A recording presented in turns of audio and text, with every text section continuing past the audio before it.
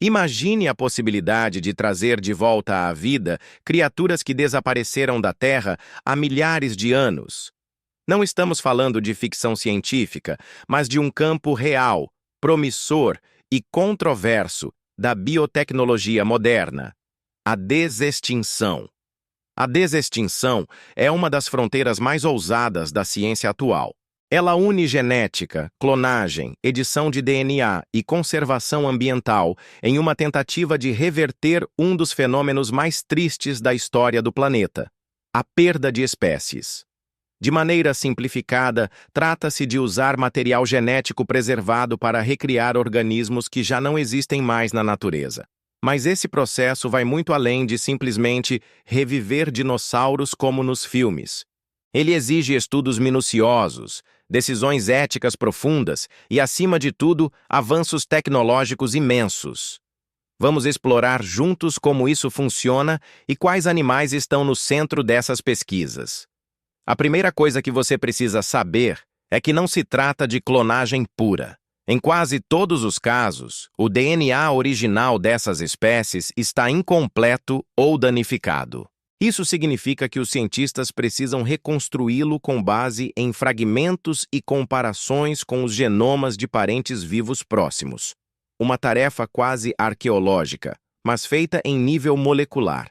Por isso, em vez de cópias exatas, o que está sendo criado são híbridos.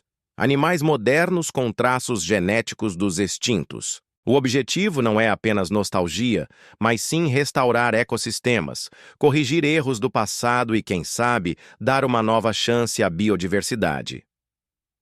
Vamos começar com um caso emblemático: o lobo terrível. Essa fera da Era do Gelo, que viveu na América do Norte até cerca de 10 mil anos atrás, era maior e mais robusta do que os lobos modernos. Com mandíbulas potentes e dentes capazes de triturar ossos, o lobo terrível era um predador de respeito. Cientistas da Colossal Biosciences usaram técnicas de edição genética para criar um animal muito próximo do original. Não se trata de um clone, mas de um lobo moderno cujo DNA foi modificado para incorporar características específicas do lobo terrível, como tamanho, força muscular e até o tipo de vocalização. Essa foi a primeira vez que um predador extinto foi recriado com sucesso, o que representa um marco na biotecnologia e abre caminho para outras espécies. Agora vamos ao mamute lanoso, talvez o mais famoso entre os projetos de desextinção.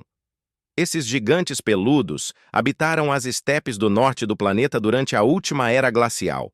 E graças ao gelo permanente da Sibéria, vários exemplares foram encontrados com tecidos moles, pelos e até conteúdo estomacal intacto.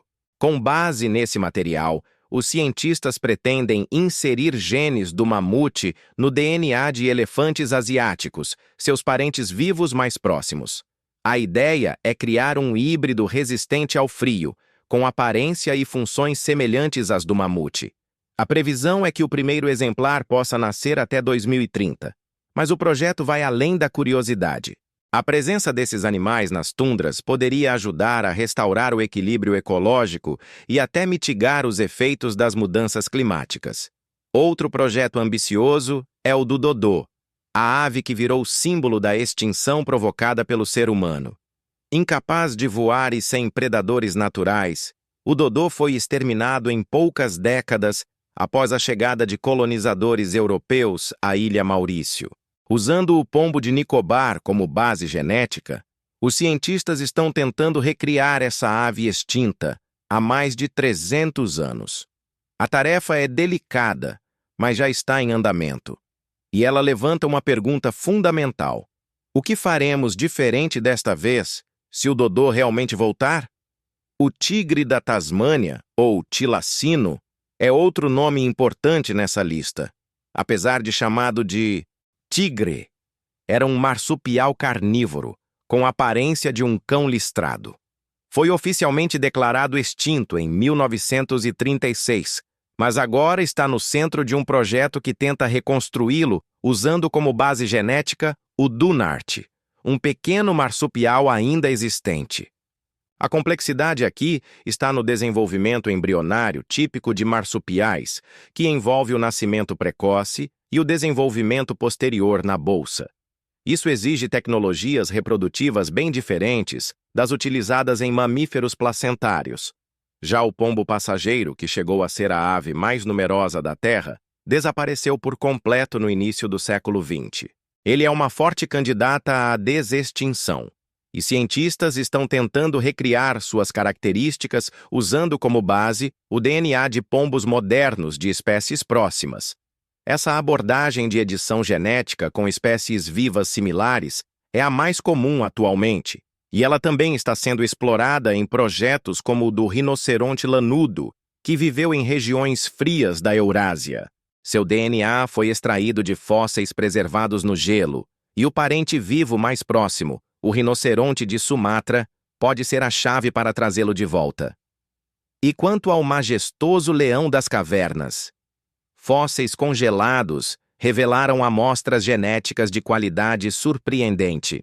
A proximidade com o leão moderno permite imaginar uma eventual recriação dessa subespécie extinta, o que reacenderia o rugido de um predador da Era do Gelo nos tempos modernos. A lista se estende com criaturas como o Smilodon, conhecido como tigre-dentes de sabre, e o Milodonte, uma preguiça gigante.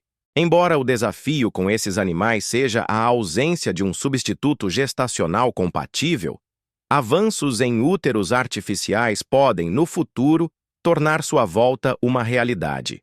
E, por fim, as moas, aves gigantes da Nova Zelândia, extintas há apenas 600 anos. Apesar das dificuldades em encontrar parentes vivos compatíveis para a reprodução, o interesse em restaurá-las se mantém alto pelo seu papel simbólico e ecológico. A desextinção não é apenas sobre o passado, é sobre o presente e o futuro. É sobre como usamos o conhecimento que temos hoje para proteger, restaurar e talvez até reparar o que foi perdido. A ciência avança, mas ela também exige responsabilidade. Recriar espécies extintas pode parecer mágico, mas é, antes de tudo, um compromisso com o equilíbrio da vida no planeta. É preciso considerar também o impacto que esses animais teriam nos ecossistemas atuais. Muitos dos habitats onde viviam foram destruídos ou modificados. Reintroduzi-los exigiria restaurar também esses ambientes, o que envolve planejamento ambiental, recursos e apoio político. Além disso, há o risco de que os animais recriados não se comportem exatamente como os originais. Afinal, eles nasceriam em um mundo completamente diferente daquele em que viveram. E isso pode afetar não apenas sua adaptação, mas também seu papel ecológico. Outro ponto crucial é o debate ético. Estaríamos criando vida para quê? Para exibição? Para turismo? Ou realmente para fins de preservação e equilíbrio ecológico? Qual seria o limite entre ciência e espetáculo? Os cientistas por trás desses projetos argumentam que a desextinção pode servir como ferramenta poderosa de conservação. Ao recuperar espécies extintas, poderíamos inspirar novas gerações a proteger a biodiversidade que ainda temos. Poderíamos, inclusive, aplicar os mesmos métodos para salvar espécies em perigo iminente de extinção. Mas também é preciso considerar os custos. Projetos de desextinção envolvem milhões de dólares que poderiam ser investidos em preservar os habitats naturais existentes e as espécies ameaçadas que ainda caminham sobre a Terra. Portanto, a desextinção está longe de ser uma solução simples. Ela é promissora, sim, mas também cheia de desafios, contradições e dúvidas. É uma tecnologia que nos força a refletir sobre o papel do ser humano na natureza e sobre os limites daquilo que chamamos de progresso. E você? Que papel acha que devemos desempenhar nesse futuro onde extinção talvez não seja mais o fim? Continue com a gente para explorar mais sobre ciência, natureza e os limites daquilo que é possível.